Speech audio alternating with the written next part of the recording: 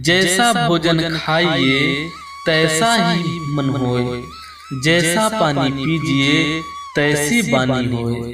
अर्थात मनुष्य अपने जीवन में जिस तरह के भोजन पानी आदि का समावेश करता है, उसका मन और वाणी उसी तरह की हो जाती है। अगर मनुष्य सात्विक भोजन करता है तो उसका मन और वाणी सात्विक हो जाती है। अगर अपने आहार में वह तामसी भोजन का समावेश करता है तो वह तामसी प्रवृत्ति का हो जाता है। अर्थात जीवन में अगर आप सत्य मार्ग पर चलोगे तो आप सज्जन कहलाओगे, और बुराई के पथ पर चलोगे तो दुर्जन कहलाओगे। मस कागज छुयो नहीं, कलम गही ना हाथ, चारों जुग के महातम कबीरा मुख जनाई बात। अर्थात कबीरदास जी स्वयं के बारे में कहते हैं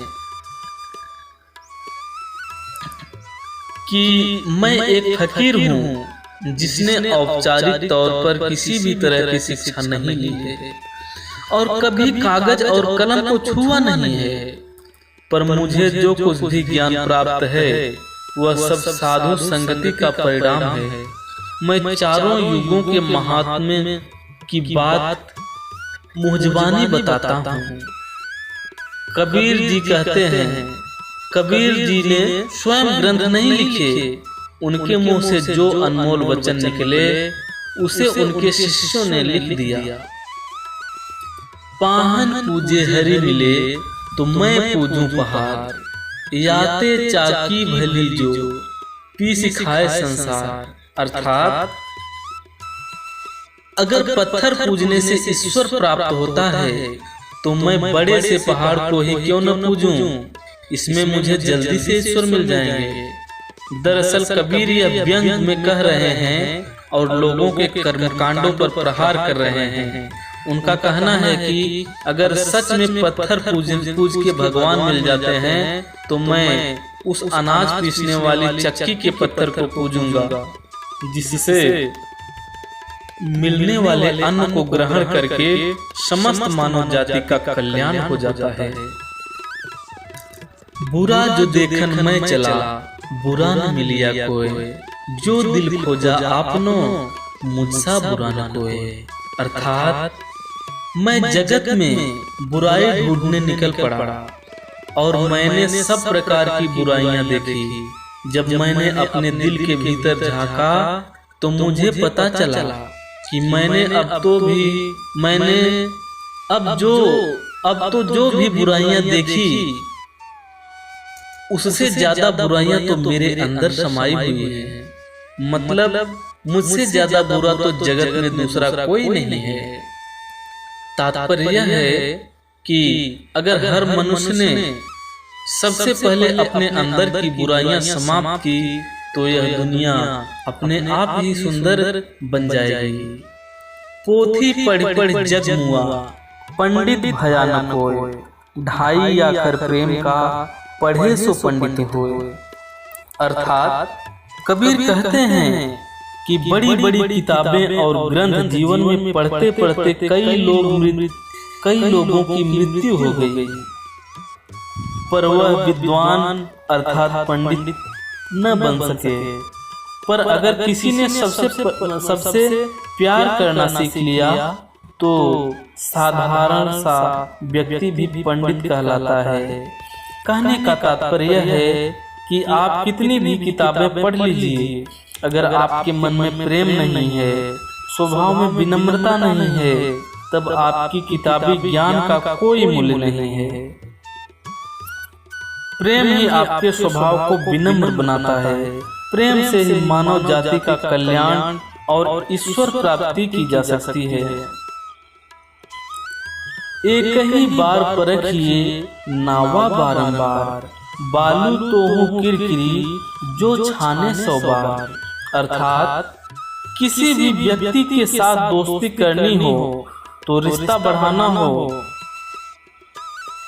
या किसी भी प्रकार का व्यवहार करना हो तो उस व्यक्ति को पहली मुलाकात में ही अच्छे तरह से परख लेना चाहिए।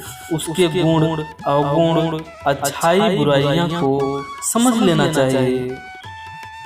जिस प्रकार यदि रेत को 100 बार भी छाना जाए तो भी उसकी किरकिराहट दूर नहीं होती, इसी प्रकार दुर्जन व्यक्ति को बार बार परखो तब भी वह हमें दुष्टता से भरा हुआ ही मिलेगा, जबकि सज्जन व्यक्ति की परख एक बार में ही हो जाती है। माटी कहे कुम्हार से तू क्या रोंदे मोह, एक दिन ऐसा आएगा मैं रोंदूंगी तो। इसका अर्थ यह है कि जो बर्तन बनाने वाला, जो मिट्टी का बर्तन बनाने वाला कुम्हार है, मिट्टी को रोंद कर बनाता है, रोंद करता है, उस समय में मिट्टी कुम्हार से बोलती है कि अभी आप मुझे रोंद रहे हैं, एक दिन ऐसा आएगा जब आप इसी मिट्टी में विलीन हो जाओगे और मैं आपको रोंदूंगी।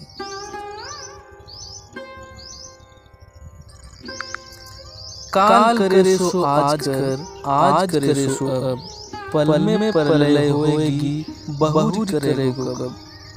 अर्थात इसका भावार्थ यह है कि कबीरदास जी हमें यह समझाते हैं कि हम सबके पास समय बहुत ही कम है, इसलिए जो काम हम कल करना चाहते हैं उसे आज ही कर लें तो अच्छा है, और जो काम आज करना चाहते हैं उसे अभी कर लें।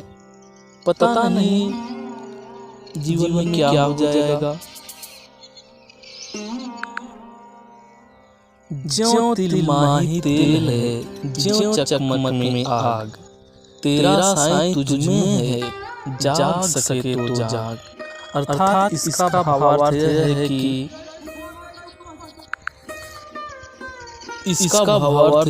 कि कबीरदास जी हमें यह समझाते हैं, जैसे तेल के अंदर तेल होता है, आग के अंदर रोशनी होती है, उसी प्रकार से ईश्वर हमारे अंदर है, उसे ढूंढ सको तो ढूंढ लो।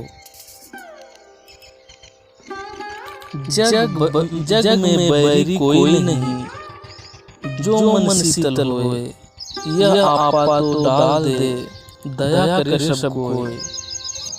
गुरु गोविंद दो खड़े, काके लागू पाए, बलिहारी गुरु आपने, गोविंद दियो बताए। अर्थात इसका अर्थ यह है कि कबीरदास जी कहते हैं, हमें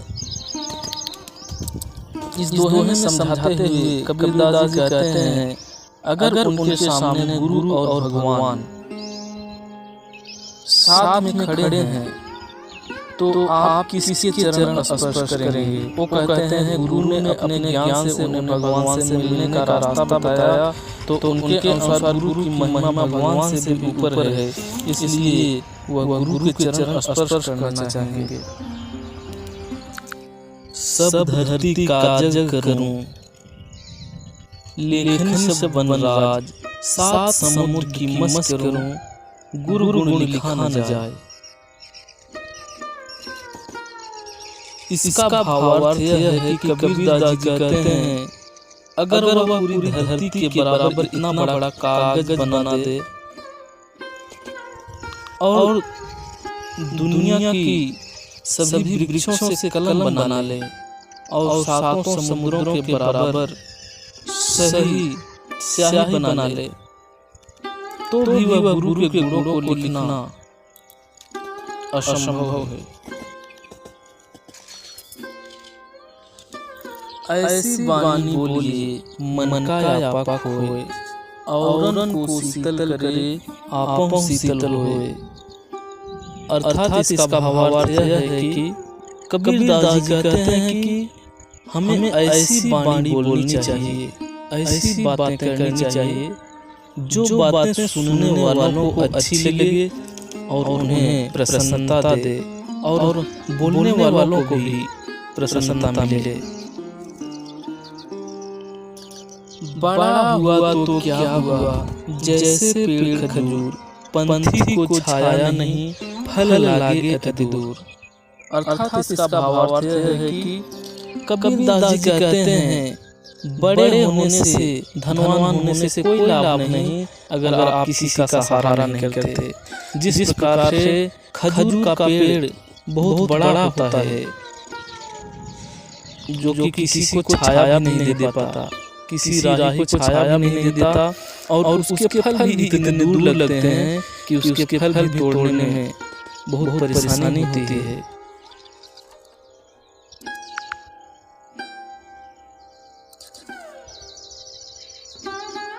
बुरा जो देखन मैं चला, बुरा न मिलिया कोई, जो मन देखा आपना, मुझसा बुरा न कोई।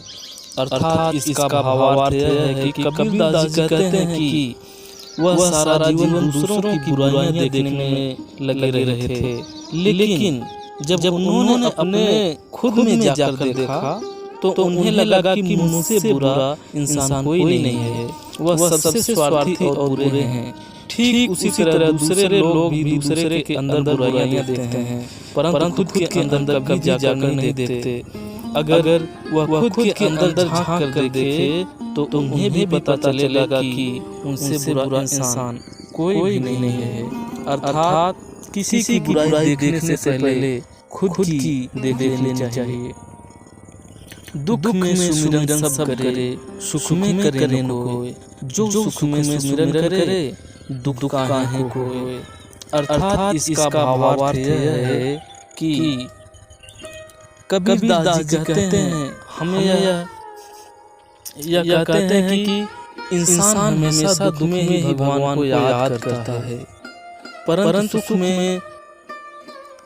सुख में यदि भगवान का स्मरण करे तो दुख ही न हो। चलती चक्की देख के दिया कबीरा रोए, दो पाटन के बीच में साबुत बचा न कोई। अर्थात इसका भावार्थ है कि कबीरदास जी कहते हैं जब चलती चक्की को देखता है, कबीरदास जी जब चलती चक्की को देखते हैं तब उनकी आंखों में से आंसू निकल आते हैं और कहते हैं कि चक्की के पाटों के बीच कुछ साबुत नहीं बचा। अर्थात इस धरती और आकाश के बीच में मृत्यु लोक है और एक दिन सबको छोड़कर चला जाना है।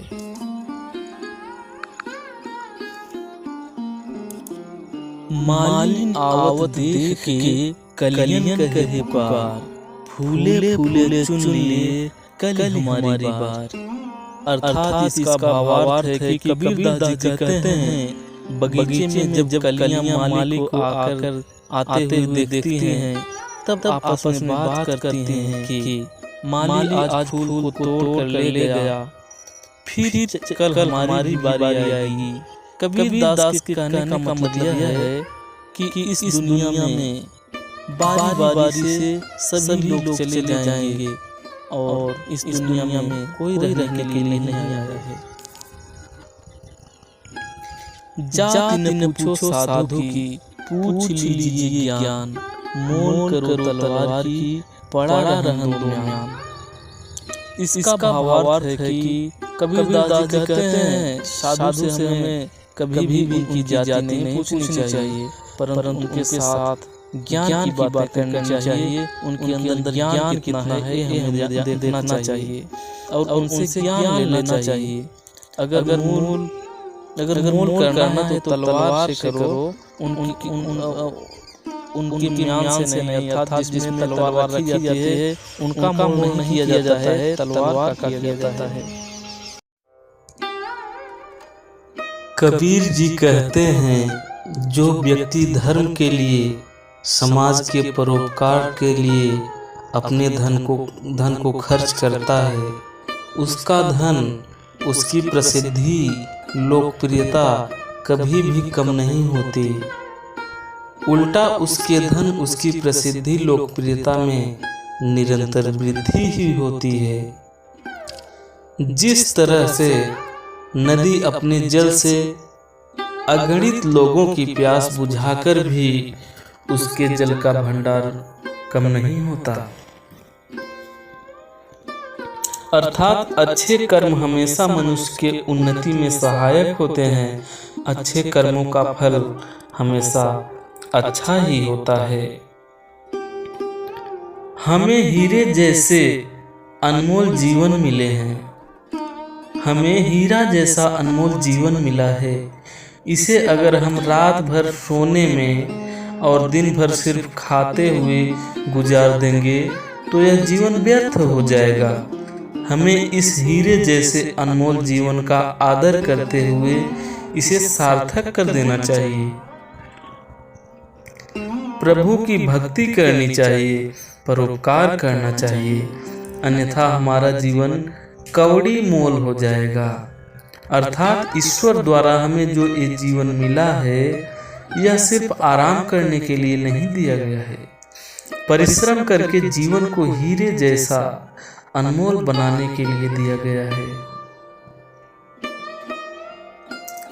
कबीर जी कहते हैं, मनुष्य की भले ही संपत्ति नष्ट हो जाए, ऐश्वर्य नष्ट हो जाए, कीर्ति नष्ट हो जाए या उसका अनमोल शरीर भी नष्ट हो जाए, परंतु उसकी भोग भोगने की आसक्ति, मोह, लोभ, आशा कभी भी नहीं मरती है। मनुष्य भोग भोगने में इतना अधीर होता है, रममान होता है कि उसे अपने नष्ट होने का भी डर नहीं लगता। भोग भोगना ही उसे जीवन का उद्देश्य लगता है, जो उसको विनाश की तरफ ले जाता है। समाज का प्रतिष्ठित धनवान व्यक्ति अगर लोगों के सुख दुख में काम नहीं आता है तो यह व्यक्ति खजूर के उस पेड़ के जैसे है जो कद में तो बड़ा जरूर होता है, पर वह राह चलते मुसाफिर को न तो छाया दे पाता है और फल ऊंचाई पर होने के कारण न तो उसकी भूख मिटा सकता है। ऐसे बड़े कद का कोई उपयोग नहीं। अगर वह किसी को काम न आ सके तो उसका क्या लाभ है। जब मनुष्य के जीवन में सुख होता है, समाधान होता है, ऐसे वक्त में वह प्रभु का, ईश्वर का नाम स्मरण करना भूल जाता है। पर जैसे ही जीवन में दुख का प्रवेश होता है, उसे ईश्वर की याद आने लगती है, वह उसकी पूजा करने लगता है, नाम स्मरण करने लगता है। अर्थात अगर सुख के दिनों में ईश्वर का स्मरण किया जाए तो जीवन में दुख ही न आए।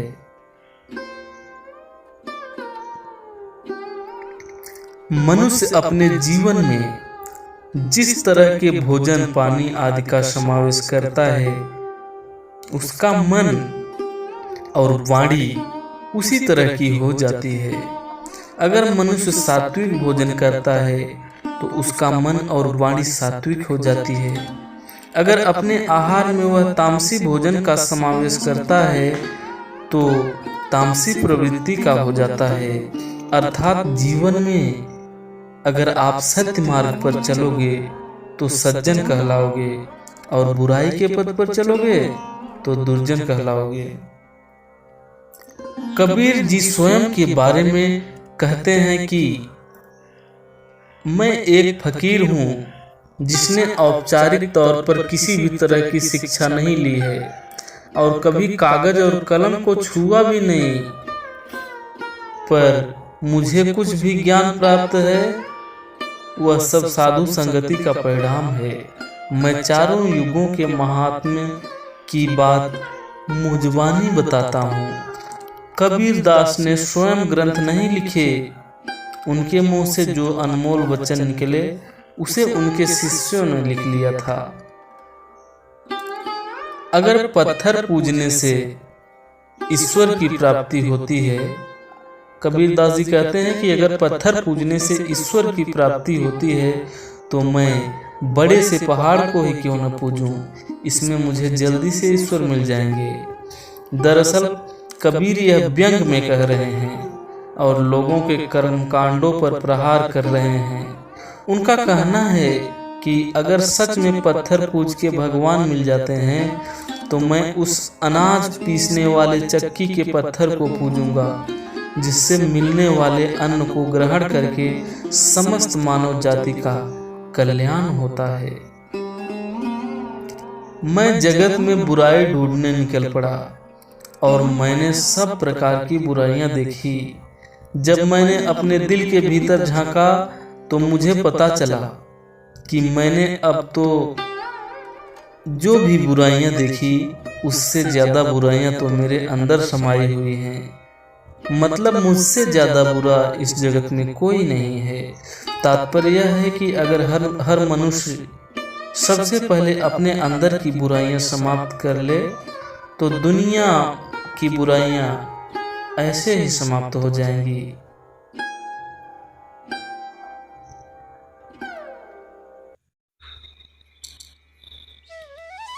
धीरे धीरे रे मना धीरे सब कुछ होए, माली सींचे सौ घड़ा ऋतु आए फल होए। भावार्थ, किसी भी ध्येय को प्राप्त करने के लिए हमें सब्र की जरूरत होती है। हमने किसी चीज की कामना की तो वह कभी भी तुरंत प्राप्त नहीं होती है। उसे प्राप्त करने के लिए हमें कड़ी मेहनत, धीरज और परिश्रम की जरूरत होती है। जिस तरह किसी बाग का माली अगर पेड़ को एक साथ 100 घड़ा पानी डाल दे तो भी उस पेड़ को फल ऋतु आने पर ही लगते हैं। कितने भी घड़े पानी से पेड़ को सींचे, जिस तरह से उसे ऋतु आने से पहले फल नहीं लग सकते, कबीर कहते हैं, उसी तरह से कोई भी कार्य धीरे धीरे ही सफल होता है। धर्म किए धन न घटे, नदी में घटे नीर, अपनी आँखन देख लो, कह गए दास कबीर। अर्थात इसका भावार्थ यह है कि कबीर जी कहते हैं जो व्यक्ति धर्म के लिए, समाज के परोपकार के लिए अपने धन को खर्च करता है, उसका धन, उसकी प्रसिद्धि, लोकप्रियता कभी भी कम नहीं होती। उल्टा उसके धन, उसकी प्रसिद्धि, लोकप्रियता में निरंतर वृद्धि ही होती है। जिस तरह से नदी अपने जल से अगणित लोगों की प्यास बुझाकर भी उसके जल के भंडार में कोई कमी नहीं होती। अर्थात अच्छे कर्म हमेशा मनुष्य के उन्नति में सहायक होते हैं। अच्छे कर्मों का फल हमेशा अच्छा ही होता है। रात गंवाई सोई के, दिवस गंवाया खाए, हीरा जन्म अमोल सा, कौड़ी बदले जाए। अर्थात हमें हीरे जैसे अनमोल जीवन मिला है। इसे अगर हम रात भर सोने में और दिन भर सिर्फ खाते हुए गुजार देंगे तो यह जीवन व्यर्थ हो जाएगा। हमें इस हीरे जैसे अनमोल जीवन का आदर करते हुए इसे सार्थक कर देना चाहिए। प्रभु की भक्ति करनी चाहिए, परोपकार करना चाहिए, अन्यथा हमारा जीवन कौड़ी मोल हो जाएगा। अर्थात ईश्वर द्वारा हमें जो जीवन दिया गया है, यह सिर्फ आराम करने के लिए नहीं दिया गया है। परिश्रम करके जीवन को हीरे जैसा अनमोल बनाने के लिए दिया गया है। माया मरी मन मरा, मरी मरी गया शरीर, आशा तृष्णा न मरी, कह गए दास कबीर। अर्थात कबीर जी कहते हैं मनुष्य की भले ही संपत्ति नष्ट हो जाए, ऐश्वर्य नष्ट हो जाए, कीर्ति नष्ट हो जाए या उसका अनमोल शरीर भी नष्ट हो जाए, परंतु उसकी भोगने की आसक्ति, मोह, लोभ, आशा कभी भी नहीं मरती। मनुष्य भोगने में इतना अधीर होता है, रममान होता है कि उसे अपने नष्ट होने का भी डर नहीं लगता है। भोगना ही उसे जीवन का उद्देश्य रह जाता है, जो उसको विनाश की तरफ ले जाता है। बड़ा हुआ तो क्या हुआ, जैसे पेड़ खजूर, पंथी को छाया नहीं, फल लागे अति दूर। अर्थात समाज का प्रतिष्ठित धनवान व्यक्ति अगर लोगों के सुख दुख में काम नहीं आता तो यह व्यक्ति खजूर के उस पेड़ के जैसा है जो कद में बड़ा जरूर होता है, पर वह राह चलते मुसाफिर को न तो छाया प्रदान कर पाता है और फल ऊंचाई पर होने के कारण न तो उसकी भूख मिटा सकता है। ऐसे बड़े कद का कोई उपयोग नहीं अगर वह किसी के काम न आ सके। दुख में सुमिरन सब करे, सुख में करे न कोई। जो सुख में सुमिरन करे तो दुख काहे को होए। अर्थात जब मनुष्य के जीवन में सुख होता है, समाधान होता है, ऐसे वक्त में वह प्रभु का, ईश्वर का नाम स्मरण करना भूल जाता है। पर जैसे ही जीवन में दुख का प्रवेश होता है, उसे ईश्वर की याद आती है, वह उसकी पूजा करने लगता है, नाम स्मरण करने लगता है। अर्थात अगर सुख के दिनों में ही ईश्वर का स्मरण किया जाए तो जीवन में दुख आएगा ही नहीं। जाति न पूछो साधु की, पूछ लीजिए ज्ञान। मोल करो तलवार की, पड़ा रहन दो म्यान। अर्थात जगत में ज्ञान महत्व रखता है, न किसी व्यक्ति की जाति। किसी भी व्यक्ति की जाति से हम उसके ज्ञान का अनुमान नहीं लगा सकते हैं और न ही किसी सज्जन की सज्जनता का अनुमान। इसलिए किसी से उसकी जात पूछना व्यर्थ है, उसका ज्ञान और व्यवहार ही अनमोल होता है।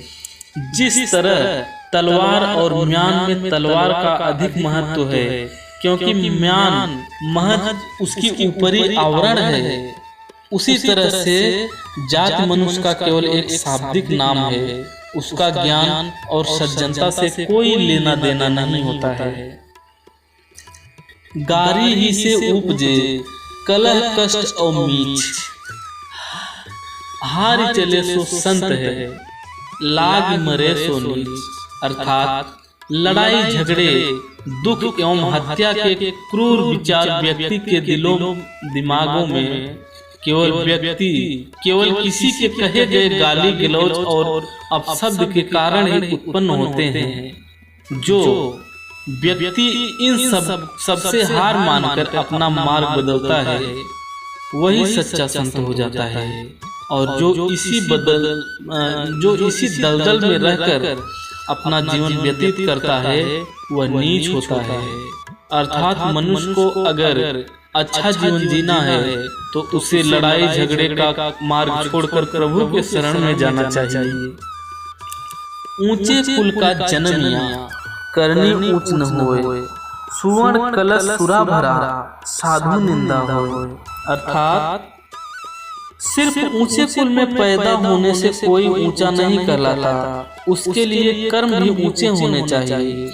जिस तरह से सुवर्ण कलश में अगर मद या जहर भरा हो तो उस सुवर्ण कलश की चारों ओर निंदा ही होती है। ऐसे ही अगर ऊंचे कुल में जन्मे हुए किसी व्यक्ति के कर्म अगर अच्छे नहीं होते हैं तो वह भी समाज में निंदा का पात्र होता है। कबीर घास न नींदिए जो पांव तली हो, उड़ पड़े जब आंख में खरी दुहेली हो। अर्थात कबीर जी कहते हैं कि उस घास की निंदा कभी भी नहीं करनी चाहिए जो हमारे पांव के नीचे होती है, क्योंकि इसी घास का तिनका जब हवा में उड़कर हमारे आंख में चला जाता है तो असहनीय दर्द होता है। अर्थात कबीर दास का कहना है कि हमें छोटी चीजों को महत्वहीन नहीं समझना चाहिए। जिस तरह छोटा सा घास का टुकड़ा हमें दर्द दे सकता है, वैसे ही हमें महत्वहीन लगने वाले लोग हमें बड़ी परेशानी में डाल सकते हैं। इस दोहे के माध्यम से, इस दोहे में कबीर जी समाज में समानता का संदेश देना चाहते हैं। जग में बैरी कोई नहीं, जो मन शीतल होए, या आपा को डार दे, दया करे सब कोई। अर्थात उस मनुष्य का दुनिया में कोई भी शत्रु या बैरी नहीं होता है जिसका मन शांत होता है, शीतल होता है, जो अपने अहंकार को त्याग देता है और वो सभी पर दया करता है। अर्थात वही मनुष्य बिना शत्रु के होता है जिसके मन में अहंकार नहीं होता है। अहंकार मनुष्य को नष्ट करता है। माला तो कर में फिरे, जीभ फिरे मुख माही, मनुआ तो चौदिस फिरे, यह तो सुमिरन नाही। अर्थात कबीर दास जी कहते हैं कि जब माला हाथ में घुमाई जा रही है और सुख से प्रभु का नाम लिया जा रहा है, पर मन किसी और ही विचारों में डूबा हुआ है, यह ईश्वर का सच्चा स्मरण नहीं है। सिर्फ दिखावे के लिए भगवान का स्मरण नहीं करना चाहिए, इससे कुछ भी लाभ नहीं होता है। अर्थात मनुष्य जो भी काम कर रहा है वह उसे मन लगाकर करना चाहिए, अन्यथा ऐसा काम बिगड़ने की बहुत ज्यादा संभावना रहती है।